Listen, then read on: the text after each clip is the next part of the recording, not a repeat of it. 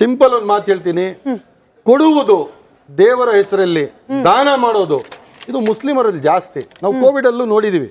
ಏನು ಅಂತ ಹೇಳಿದ್ರೆ ನಾನು ಇರ್ಲಿ ಇಲ್ಲದೆ ಇರ್ಲಿ ನನಗೋಸ್ಕರ ದೇವರು ಏನಾದ್ರು ಒಂದು ಒಳ್ಳೇದು ಮಾಡಿ ಅಂತ ಕೊಡೋದಿದೆ ಅಲ್ಲ, ಇದು ಮುಸ್ಲಿಂ ಧರ್ಮದಲ್ಲಿ ತುಂಬಾ ಜಾಸ್ತಿ ಇದೆ. ಕೋವಿಡ್ ಅಲ್ಲಿ ನೀವು ನೋಡಿದ್ರಿ. ವಿಷಯ ಏನು ಅಂತ ಹೇಳಿದ್ರೆ ನಿಮ್ ಇಷ್ಟಿದ್ದ ಆಸ್ತಿ ಇಷ್ಟೆಷ್ಟಾಯ್ತು, ಹಿಂಗೆಷ್ಟಾಯ್ತು, ಇದ್ರ ಹಿಂದೆ ಇರುವ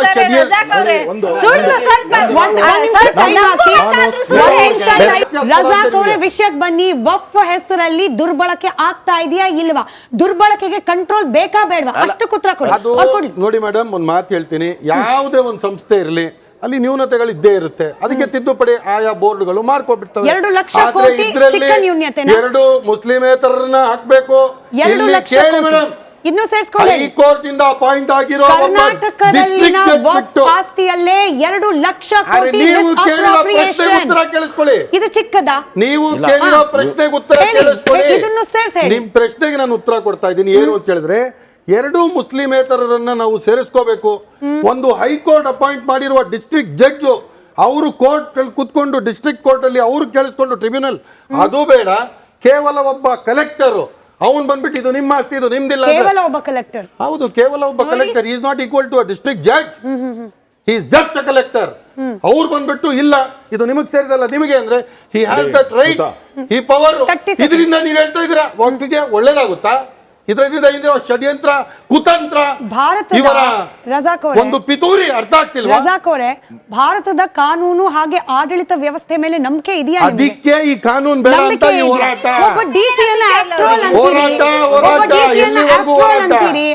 ಈ ಕಾನೂನು ನಾಗ್ಪುರಲ್ಲಿ ನಡೆದಿರುವ ಕಾನೂನು ಬೇಡ, ಪಾರ್ಲಿಮೆಂಟ್ ಅಲ್ಲಿ ತಗೊಳ್ಳಿ. ಇದರಲ್ಲಿ ಮುಸಲ್ಮಾನ ಮಹಿಳೆಯರಿಗೆ ಬಹಳಷ್ಟು ಅನ್ಯಾಯ ಆಗ್ತಾ ಇದೆ. ಮುಸಲ್ಮಾನರಿ ಬಡವರಿದ್ದಾರೆ, ಅದಕ್ಕೆ ಬೇಕಾಗಿ ತಿದ್ದುಪಡಿ ಅಂತ ಹೇಳಿದ್ರು. ನೈಜವಾದ ಕಾಳಜಿ ಇರ್ತಿದ್ರೆ ಈ 10 ವರ್ಷದಲ್ಲಿ ಒಂದೇ ಒಂದು ಮುಸ್ಲಿಂ MP ಇವರ NDA ಸರ್ಕಾರದಲ್ಲಿ ಇವರು ಒಂದು ಮಂತ್ರಿ ಮಾಡೂ ಇಲ್ಲ, ಒಂದು ಟಿಕೆಟ್ ಕೊಟ್ಟಿಲ್ಲ. ಇವರು ಬಹಳ ದೊಡ್ಡ ಇದು ಕಣ್ಣೀರು ಮುಸ್ಲಿಮರ ಸ್ಕಾಲರ್ಶಿಪ್ ಅನ್ನು ತೆಗೆದಾಕಿದ್ರು.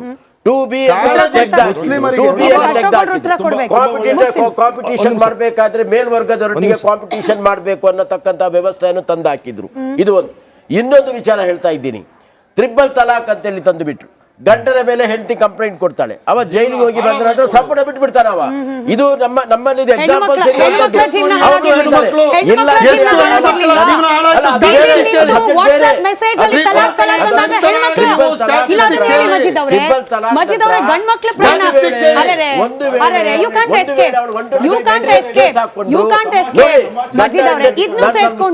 ಮಾಡ್ತಾ ಇಲ್ಲ. ಗಂಡನಿಗೆ ಸಮಸ್ಯೆ ಅಂತ ಹೇಳಿದ್ರೆ ಅದು ಸಾಮಾಜಿಕವಾದ ವ್ಯವಸ್ಥೆ. ಪ್ರತಿನಿಧಿಸಿ ಒಂದು ಸಿಂಪಲ್ ಪ್ರಶ್ನೆ, ನೀವು ಹೇಳಿದ್ರೆ ಗಂಡಸರ ಜೀವನ ಹಾಳಾಯ್ತು.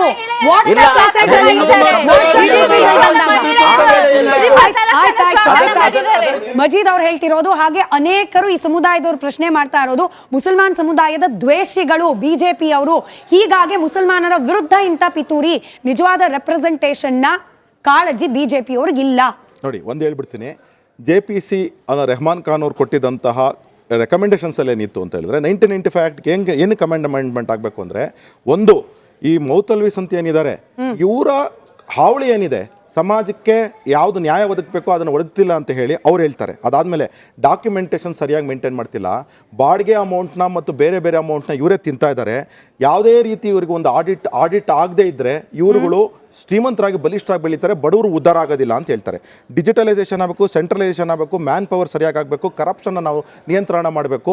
ಅದಾದಮೇಲೆ ಅನೇಕ ಮುಸ್ಲಿಂ ಸಮುದಾಯಗಳೇನಿದೆ, ಒಳ ಪಂಗಡಗಳೇನಿದೆ ಅವ್ರಿಗೂ ರೆಪ್ರೆಸೆಂಟೇಷನ್ ಬೇಕು ಅಂತೇಳಿ ನಾವು ಹೇಳಿದ್ದಲ್ಲ, JPC ಅವರು ಕಮಿಟಿ ರೆಹಮಾನ್ ಖಾನ್ ಅವರು ಕೊಟ್ಟಿದ್ದಂಥ ವರದಿಗಳ ಮೇಲೆ ಇವತ್ತು ಅಮೆಂಡ್ಮೆಂಟ್ನ ಮಾಡಲಿಕ್ಕೆ ಹೊರಟಿರೋದು. ಅದಾದಮೇಲೆ ಒಂದು ನಿಮಿಷ, JPC ಕಮಿಟಿ, ಸಾಚಾರ್ ಕಮಿಟಿ ಮತ್ತು ಹೈಕೋರ್ಟ್ನ ಮತ್ತು ಸುಪ್ರೀಂ ಕೋರ್ಟ್ನ ಅಬ್ಸರ್ವೇಷನ್ಸ್ ಏನಿದೆ ಇದ್ರ ಬೇಸಿಸ್ ಮೇಲೆ ಕನ್ಸಲ್ಟೇಷನ್ ಮಾಡಿ 10 ವರ್ಷದಲ್ಲಿ ಮಾಡ್ಲಿಕ್ಕೆ ಹೊರಟಿರ್ತಕ್ಕಂಥದ್ದು. ತಿದ್ದುಪಡಿಯನ್ನ ತರುವ ಮೂಲಕ ಭಾರತವನ್ನ ಡಿವೈಡ್ ಮಾಡ್ಲಿಕ್ಕೆ ಹೊರಟಿದ್ದಾರೆ. ಹಿಂದೂಗಳು ಮುಸಲ್ಮಾನರು ಸಹೋದರತ್ವದಿಂದ ಬದುಕಲಿಕ್ಕೆ ಬಿಡದೇ ಇರೋ ರೀತಿಯಲ್ಲಿ, ಮುಸಲ್ಮಾನರು ಆತಂಕದಲ್ಲೇ ಬದುಕೋ ರೀತಿಯಲ್ಲಿ ಮಾಡ್ತಿದ್ದಾರೆ. ಓವೈಸಿ ಅವ್ರು ಹೇಳಿದ ಮಾತಿದು. ನಾನಲ್ಲ. ಓವೈಸಿ ಅವ್ರದ್ದು ನಾವು ಇಷ್ಟೋ ತನಕ ನೋಡಿದ್ದೇವೆ. ಅವ್ರಿಗೆ ಯಾವ ತರ ಈ ದೇಶದ ಬಗ್ಗೆ ಗೌರವ ಇದೆ, ಈ ಸಂಸ್ಕೃತಿಯ ಬಗ್ಗೆ ನಂಬಿಕೆ ಇದೆ ಅನ್ನೋದನ್ನ ನಾವು ನೋಡಿದ್ದೇವೆ. ಈ ಏನ್ ತಂದಿದಾರಲ್ಲ ಇದು ಸ್ವಾಗತಾರ್ಹ ಇದೆ. ರಜಾಕ್ ಅವರೇ, ಬಹಳಷ್ಟು ಅಬ್ಜೆಕ್ಷನ್ ತಿದ್ದುಪಡಿ ತರಬಾರ್ದು ಅಂತ. ತಿದ್ದುಪಡಿ ತರ್ಲಿಕ್ಕೆ ಮುಂಚೆ ಏನಾಯ್ತಪ್ಪ? ಉದ್ಧಾರ ಆದ್ರ ಮುಸಲ್ಮಾನರು? ಸಿಕ್ತಾ ನ್ಯಾಯ? ಯಾವ ಉದ್ದೇಶಕ್ಕೆ ದಾನ ಕೊಟ್ಟರು ಅದೇ ಉದ್ದೇಶಕ್ಕೆ ಬಳಕೆ ಆಯ್ತಾ ವಫ್ ಪ್ರಾಪರ್ಟಿಗಳು? 13ರಿಂದ ಹೇಳ್ತಾ ಇದಾರೆ ಅಚ್ಚೆ ದಿನ ಹೆಂಗೆ, ಅಚ್ಚೆ ದಿನ ಹೆಂಗೆ, ಅಚ್ಚೆ ದಿನ ಕೇಳಿದ್ರೆ ಉತ್ತರ ಕೊಡಿ. ಎಲ್ಲದರಲ್ಲೂ ನ್ಯೂನತೆಗಳಿರುತ್ತೆ ಮೇಡಮ್. ನೋಡಿ, section 3B, filing of details on work portal and database. Every work registered before 2024 amendment shall file details of the work and properties dedicated to the work to the portal and database within 1 month. 8,70,000 ಪ್ರಾಪರ್ಟಿಗಳು, 9,40,000 ಎಕರೆ ಕೇವಲ 1 ತಿಂಗಳಲ್ಲಿ ಎಲ್ಲ upload ಮಾಡಬೇಕಾದ. ಏನೇನು upload ಮಾಡಬೇಕು? Including deed, gross annual income from work properties, pending court cases, salary of ಮುತ್ವಲ್ಲಿ, taxes annually payable, name and address of creator of work and all other particulars prescribe by central government. 1 ತಿಂಗಳಲ್ಲಿ ಇದು ಸಾಧ್ಯನಾ? ಒಂದ್ ಚಿಕ್ಕ ಪ್ರಶ್ನೆ, ಇದನ್ನ ಸೇರ್ಸ್ಕೊಂಡು ಇದನ್ನ ಸೇರ್ಸ್ಕೊಂಡು ಉತ್ತರ ಕೊಡಿ. ಇದು ವಫ್ನ ಪ್ರಾಪರ್ಟಿ ಅಂತ ಹೇಳಿ ಅನುಮಾನ ಬಂದು ನೋಟಿಫಿಕೇಶನ್ ಯಾವ್ದಾದ್ರು ಪ್ರಾಪರ್ಟಿಗೆ ಹೊರಡಿಸಿದ್ರೆ ನೀವೆಷ್ಟು ಸಮಯಾವಕಾಶ ಕೊಡ್ತಾ ಇದ್ರಿ ಆ ಭೂಮಿಯ ಮಾಲೀಕರಿಗೆ ಇದು ನಂದು ಭೂಮಿ ಅಂತ ಹೇಳಿ ಕ್ಲೈಮ್ ಮಾಡ್ಕೊಳ್ಳಿಕ್ಕೆ? ವಕ್ಫ್ ಯಾವತ್ತಿಗೂ ಕೂಡ 45 ಡೇಸ್. ವಕ್ಫ್ 45 ಡೇಸ್, 45 ದಿನ. ಯಾಕೆ ಅವ್ರ ಹತ್ರ ಅಂದ್ರೆ ಫಾರ್ ಎಕ್ಸಾಂಪಲ್ ನನ್ನ ಭೂಮಿ ಇದು ವಫ್ ಭೂಮಿ ಅಂತ ಡೌಟ್ ಬಂತು ಅಂತಂದ್ರೆ ನಾನು 45 ದಿನದಲ್ಲಿ ನಾನು ಕೊಡ್ಬೇಕು, 30 ದಿನದಲ್ಲಿ ನೀವು ಕೊಡೋದು ಬೇಡವಾ? ನಿಮ್ಗೆ ಅರ್ಥನೇ ಆಗ್ತಿಲ್ವಲ್ಲ? ನೀವು ಅರ್ಥ ಮಾಡ್ಸಿ ಅಲ್ಲ. 45 ದಿನದಲ್ಲಿ ನಿಮ್ ಕೈಯಲ್ಲಿರೋ ಪೇಪರ್ ಇದು ನನ್ನ ಪ್ರಾಪರ್ಟಿ ಪೇಪರ್ ಅಂತ ನೀವು ತಗೊಂಡು ಕೋರ್ಟ್ಗೆ ಆಗ್ಲಿಕ್ಕೆ ತೋರಿಸಿ ನೀವು. ಇಲ್ಲಿ ಕೇಂದ್ರ ಸರ್ಕಾರಕ್ಕೆ 1 ತಿಂಗಳ ಒಳಗಡೆ ನಮ್ಮ ರಾಜ್ಯದಲ್ಲಿರುವ 68,000 ಪ್ರಾಪರ್ಟೀಸ್ ಗಳ ದಾಖಲಾತಿಗಳನ್ನ ಎಷ್ಟು ಜನ ಇದ್ದಾರೆ? ಪ್ರತಿ ಎಷ್ಟು ಜನ ಇದ್ದಾರೆ ಸ್ಟೇಕ್ ಹೋಲ್ಡರ್ಸ್? ಏನು ಎಷ್ಟು ಜನ ಇದ್ದಾರೆ ಸ್ಟೇಕ್ ಹೋಲ್ಡರ್ಸ್? ಒಂದೇ ಒಂದು ಕಲಿಂಗಂ ರೋಡ್ ಅಲ್ಲಿ ಡಾಕ್ಯುಮೆಂಟ್ಸ್ ಎಲ್ಲ ಇರುತ್ತೆ. ಅಂದ್ರೆ ನಿಮ್ಮ ಪ್ರಕಾರ ಡಾಕ್ಯುಮೆಂಟ್ಸ್ ಇಲ್ಲ? ಡಾಕ್ಯುಮೆಂಟ್ಸ್ ಇಲ್ಲ ನಿಮ್ಮ ಹತ್ರ? ಹಾಗಾದ್ರೆ ಡಾಕ್ಯುಮೆಂಟ್ ಗಳಿಲ್ಲ. ನನ್ನ ಪ್ರಾಪರ್ಟಿ ಆದ್ರೆ ನನ್ನ ಡಾಕ್ಯುಮೆಂಟ್ಸ್ ನನ್ನ ಹತ್ರ ಇರುತ್ತೆ. ನೀವು ಅರ್ಥ ಮಾಡ್ಸಿ ಸರ್, ನಾನು ಕೇಳ್ತಿರೋದು ಬಹಳ ಸಿಂಪಲ್ ಪ್ರಶ್ನೆ. ತುಂಬಾ ಚೆನ್ನಾಗಿ ಕೇಳಿದ್ರು. 1 ತಿಂಗಳೊಳಗಡೆ ಏನಕ್ಕೆ ಅಂತ ಹೇಳಿ. ಯಾವಾಗಪ್ಪ ಆಕ್ಟ್ ತಂದಿದ್ದು? 1954 ಫಸ್ಟ್, 1995 ತಂದಾಗ್ಲೂ ಸಹ ಕ್ಲಿಯರ್ ಕಟ್ ಆಗಿ ಹೇಳ್ತಾರೆ ಇದನ್ನೆಲ್ಲ ಡಿಜಿಟಲೈಸೇಷನ್ ಆಗಬೇಕು, ಇದನ್ನೆಲ್ಲನೂ ಸಹ ಸೆಂಟ್ರಲೈಸೇಷನ್ ಆಗಬೇಕು, ಸಿಸ್ಟಮ್ನ ಮೇಂಟೈನ್ ಮಾಡಬೇಕು ಅಂತೇಳಿ. ನೀವು ಆವತ್ತಿಂದ ದಾಖಲೆಗಳು ಮೇಂಟೈನ್ ಮಾಡ್ಕೊಂಬಂದಿದ್ರೆ ನಿಮ್ಮ ಹತ್ರ ಅವ್ರು ಹೇಳಿದ್ರಲ್ಲ 45 ದಿವಸದಲ್ಲಿ ನೀವು ಯಾಕೆ ನಿಮ್ಮ ನಿಮ್ದು ಕಾಪಿ ಕೊಡೋಕ್ಕಾಗಲ್ವಂತ, ಹಂಗೆ ಇವತ್ತು ನಿಮ್ಮ ಹತ್ರ ಎಲ್ಲ ದಾಖಲೆ ಇದ್ರೆ 30 ದಿನ ಇರುತ್ತಪ್ಪ, 31 ದಿನ ಇರುತ್ತೆ, ಕೊಡೋಕ್ಕಾಗಲ್ವಾ? ಯಾಕೆ ಹೇಳಿ? ಒಂದು ರಾಮನ್ ಲೆಕ್ಕ, ಇನ್ನೊಂದು ಕೃಷ್ಣನ್ ಲೆಕ್ಕ ಅಂದ್ರೆ ಈ ಕಡೆ ಒಂದು ಲೆಕ್ಕ ಆ ಕಡೆ ಒಂದು ಲೆಕ್ಕ ಇಟ್ಕೊಂಡಿರೋದ್ರಿಂದ ಬೇಡ ಅಂತ ಹೇಳ್ತಿರೋ. ಒಂದು ಎರಡನೇದು, 1 ನಿಮಿಷ, ಇನ್ನೊಂದು ಹೇಳ್ತೀನಿ, ಇನ್ನೊಂದು ನಿಮಿಷ, ಒಂದ್ ನಿಮಿಷ. ಅದಾದ್ಮೇಲೆ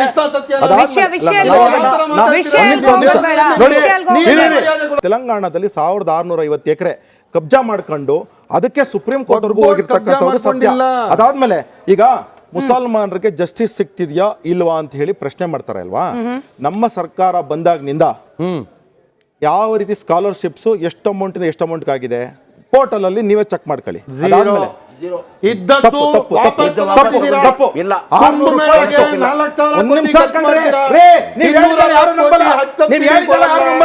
ಅನೇಕರ ಮುಸ್ಲಿಂ ಸ್ಟೂಡೆಂಟ್ಸ್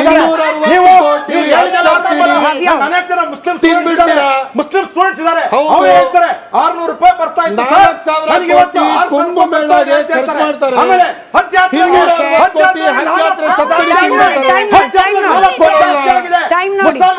ಮುಸಲ್ಮಾನ ಮಕ್ಕಳಿಗೋಸ್ಕರವಾಗಿ ಈ ಸರ್ಕಾರ, ನಮ್ಮ ಸರ್ಕಾರ ಎಷ್ಟು ಡೆವಲಪ್ಮೆಂಟ್ ಆಕ್ಟಿವಿಟೀಸ್ ಮಾಡಿದೆ. ಆಮೇಲೆ ಮದ್ರಸಾಸ್ಗಳನ್ನ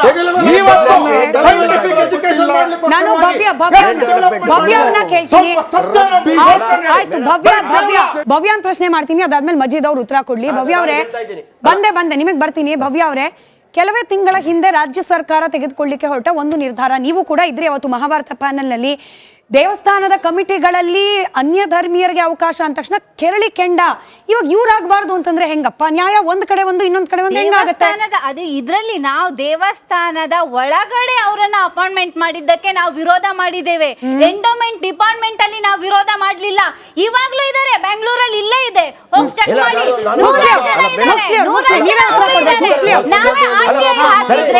ನಾವೇ ನಮ್ಮ ಸರ್ಕಾರೀಕರಣ ಆಗಿದ್ದಂತಹ ನಮ್ಮ ದೇವಸ್ಥಾನದ ನಾನೊಬ್ಬ ಇದಾಗಿ ನಾನು RTI ಹಾಕಿದ್ರೆ ಅದಕ್ಕೆ ನನ್ಗೆ ಇದು ಬರುತ್ತೆ, ಮುಸ್ಲಿಂ ಅದರಿಂದ ನನ್ಗೆ ಕ್ವಶನ್ ಮಾಡ್ತಾರೆ. ಈಗಲೂ ಇದ್ದಾರೆ. ಅದೇ ರೀತಿ ವಕ್ಫ್ ಬೋರ್ಡ್ ನಲ್ಲಿ ಹಿಂದೂಗಳಿದ್ರೆ ಏನ್ ತಪ್ಪು? ಮಸೀದಿಯಲ್ಲಿ ನಾನು ಕೂಡ ಅವ್ರದ್ದು ಧಾರ್ಮಿಕ ನಂಬಿಕೆ ಇರುತ್ತೆ, ಅವ್ರದ್ದೊಂದಿದೆ, ಅದಕ್ಕೆ ನನ್ನ ನೋಡಿ. ವಕ್ಫ್ ಬೋರ್ಡ್ ಅಲ್ಲಿ ಇದ್ರೆ ಯಾಕೆ ಅವ್ರದ್ದು ವಿರೋಧ? ಇದೇ ಆಕ್ಟ್ ಇಟ್ಕೊಂಡು ಮಾತಾಡ್ತಾ ಇದ್ದೀನಿ ನಾನು.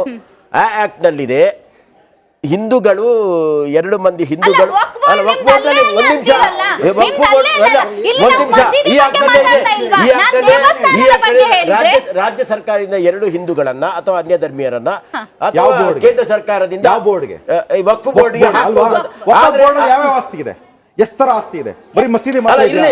ಮಸೀದಿ ಮಾತ್ರ ಇದೆಯಾ? ಸ್ಕೂಲ್ ಇಲ್ವಾ? ಹಾಸ್ಪಿಟಲ್ ಇಲ್ವಾ? ಕಬ್ರಿಸ್ತಾನ್ ಮನೆಗಳು ಕಟ್ಕೊಂಡಿಲ್ಲ ಕಬ್ರಿಸ್ತಾನ್ ಮೇಲೆ. ಅದು ಬೇಡ, ಸರ್ಕಾರಿ ಅಧಿಕಾರಿಗಳು ಬೇಡ ಅದಕ್ಕೆ. ಮೈನ್ ಆಗಿ ಇದೇ ವಕ್ಫ್ ಬೋರ್ಡ್ಗೆ ಯಾವುದೇ ಹಿಂದೂಗಳು ವಕ್ಫ್ ಮಾಡುವ ಹಾಗೆ ಇಲ್ಲ. ಅದು ಮಾಡಿದ್ರೆ ಏನು ತೊಂದರೆ? ಇದೇ ಆಕ್ಟ್ ನಲ್ಲಿ ಹೇಳಿದೆ ಮುಸಲ್ಮಾನರು ಬಿಟ್ಟು ಬೇರೆ ಯಾರೂ ವಕ್ಫ್ ಮಾಡುವ ಹಾಗೆ ಇಲ್ಲ. ರಜಾಕ್ ಅವರೇ, ನಿಮ್ಮ ಸಮುದಾಯದ ಕೆಲವರಿಗೆ ರಾಂಗ್ ಫೀಡ್ ಆಗ್ತಿದೆಯಾ ಅಥವಾ ಕೆಲವರ ಮನಸ್ಥಿತಿಯೇ ಹೀಗಿದೆಯೋ ಗೊತ್ತಿಲ್ಲ. ಭಾರತದಲ್ಲಿ ಯಾವುದೇ ನಿಯಮಗಳನ್ನ ತರಲಿಕ್ಕೆ ಕೊಟ್ಟರು ಕೂಡ ಅಬ್ಜೆಕ್ಷನ್. UCC ನಮಗ್ ಬೇಡ, CAA ನಮಗ್ ಬೇಡ, ಈಗ ವಫ್ನಲ್ಲಿ ತಿದ್ದುಪಡಿ ಅದು ನಮಗ್ ಬೇಡ. ಅಂದ್ರೆ ಭಾರತದ ಎಲ್ಲರಿಗೂ ಅನ್ವಯವಾಗುವಂತ ಕಾನೂನುಗಳು ನಮಗ್ ಬೇಡ ಅಂದ್ರೆ ನಾವು ಭಾರತೀಯರಲ್ಲ, ನಾವು ಸಪ್ರೇಟ್ ಅನ್ನೋ ಮನಸ್ಥಿತಿ ಇದೆಯಾ?